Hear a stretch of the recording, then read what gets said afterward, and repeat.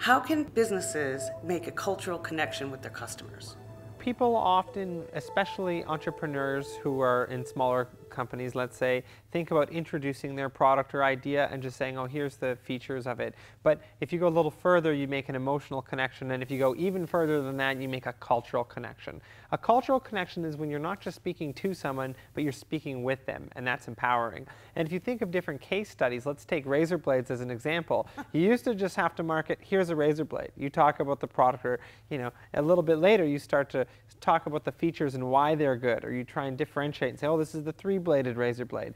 A little bit further, and now today you'll see an ad where the girl comes up and she kisses the guy on the cheek, and you don't even see the razor blade. And keep on pushing that, and you start to get something where it's really cultural, and suddenly that brand means something to me because I feel like they understand me, or I want to be that person, or I want to be a part of this. And so I think the idea is, as an entrepreneur, how do you still cultivate that connection and realize that you're no longer in a world where people just want to have the description of what you do. They want to know why you and their lives sort of fit and mesh together. And marketing with that cultural way, it requires you to really understand your customer, but it can create very powerful connections.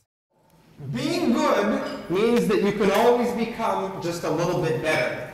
But it also means that when you try something new, by comparison, it's going to seem like a failure.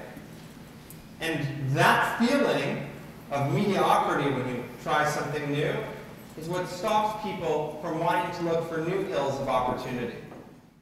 Okay, I have to ask this. What's the next big trend? What's going to be cool? Well, there's always this question that we get, and at trendhunter.com we publish 100 to even 200 articles a day. So I don't normally narrow in on just one, but I will say in one of our pro trends, we also have a pro side where we look at some of the biggest patterns. My favorite one for the year continues to be next besting. The idea of next besting is that instead of just getting that brand you relied on before, you're willing right now to look at the next best alternative and to try that new product. So for entrepreneurs out there, now is the time that you can create opportunity.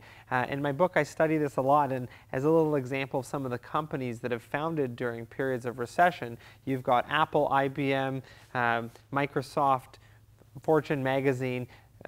Just a ton of these icons were actually founded during these times of change. Wow, that's really cool. So where can people get the book? So you can get the book anywhere. You can buy it online, buy it at your local bookstore. It's just called Exploiting Chaos, 150 Ways to Spark Opportunity During Times of Change. Jeremy, you're outstanding, and the chicks really love you. We hope you come back next year to Online Reveal. All right, well, thank you very much. I appreciate it.